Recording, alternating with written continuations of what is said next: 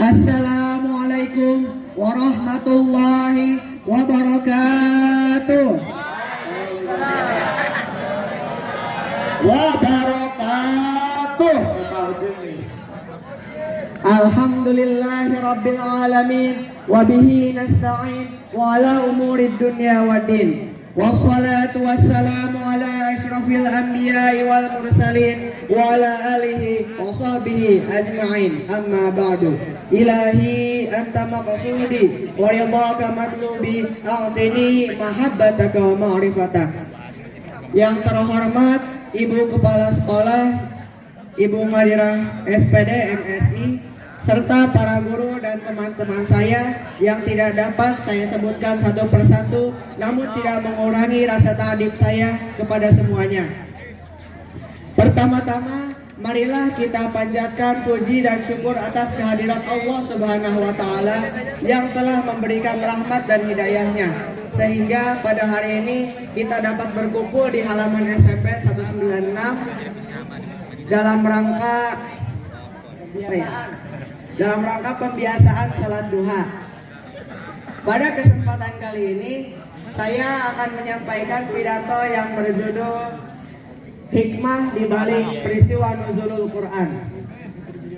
Peristiwa nuzulul Quran adalah peristiwa yang terjadi di bulan Ramadan, sebagaimana firman Allah Subhanahu wa Ta'ala dalam surat Al-Baqarah ayat 185 yang berbunyi Bismillahirrahmanirrahim. Syahrul Ramadhan allazi unzila fihi al-Qur'anu hudan linnasi wa bayyinatin minal huda wal furqan, yang artinya bulan Ramadan adalah bulan yang di dalamnya diturunkan Al-Qur'an sebagai petunjuk bagi umat manusia dan penjelasan-penjelasan mengenai petunjuk itu serta pembeda antara yang benar dan yang batil. Peristiwa nuzulul Quran adalah peristiwa yang terjadi pada tanggal 17 Ramadan tahun 610 Masehi, dan peristiwa nuzulul Quran juga merupakan wahyu pertama yang Allah berikan kepada Nabi Muhammad SAW, dan saat itu Nabi Muhammad SAW berusia genap 40 tahun. Hadirin yang berbahagia, peristiwa nuzulul Quran terjadi pada saat Nabi Muhammad SAW melakukan uzlah di Gua Hira. Apa itu uzlah? Uzlah adalah suatu kegiatan menyendiri yang bertujuan untuk memfokuskan diri hanya untuk mengingat dan berzikir kepada Allah Subhanahu wa Ta'ala. Pada saat itu, malaikat Jibril alaihi salam mendatangi Nabi Muhammad SAW dengan membawa wahyu.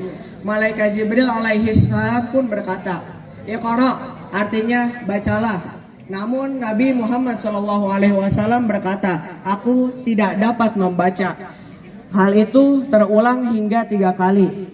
Dan pada akhirnya malaikat Jibril alaihi salam pun membacakan surat Al-Alaq ayat 1 sampai ayat 5.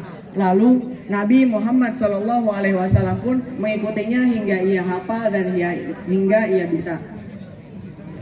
Hadirin yang berbahagia, hikmah yang dapat kita ambil dari peristiwa nuzulul Quran adalah sebisa mungkin kita harus bisa membaca Al-Quran dan mempelajari Al-Quran. Kenapa sih kita harus mempelajari Al-Quran? Karena dengan kita mempelajari Al-Quran, kita akan mendapatkan berbagai manfaat yang akan Allah berikan kepada kita. Sebagaimana pengertian dari Al-Quran, Al-Quran diambil dari kata iqra atau qara'a yang berarti bacaan atau membaca. Jadi definisi Al-Quran adalah wahyu Allah yang diturunkan kepada Nabi Muhammad SAW untuk dibaca. Dan menurut ayat Al-Quran tadi, Syahrul Ramadhan allazi unzila fihi al-Qur'anu hudan linnasi wa bayyinatin minal huda wal furqan, yang berarti bulan Ramadan adalah bulan yang diturunkannya Al-Quran sebagai petunjuk bagi umat manusia dan pembeda antara yang benar dan yang batil.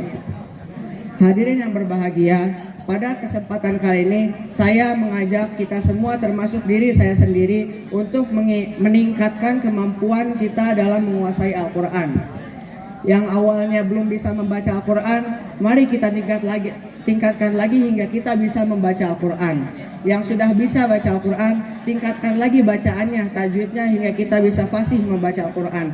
Yang sudah fasih membaca Al-Quran, kita tingkatkan lagi hingga kita memahami Al-Quran. Kenapa kita harus memahami Al-Quran? Karena dengan memahami Al-Quran, kita bisa tahu isi dalam Al-Quran. Kalau kita nggak tahu, kalau kita nggak tahu dan nggak bisa memahami Al-Quran, maka kita nggak tahu arti dari ya ayyuhallazina amanu kutiba alaikumusiyam, yang artinya kita itu diwajibkan untuk berpuasa. Jadi sangat penting bagi kita untuk memahami isi dari Al-Quran. Sekian dari saya, mohon maaf apabila ada kekurangannya. Wabillahi taufiq wal hidayah. Wassalamualaikum warahmatullahi wabarakatuh. Waalaikumsalam warahmatullahi wabarakatuh.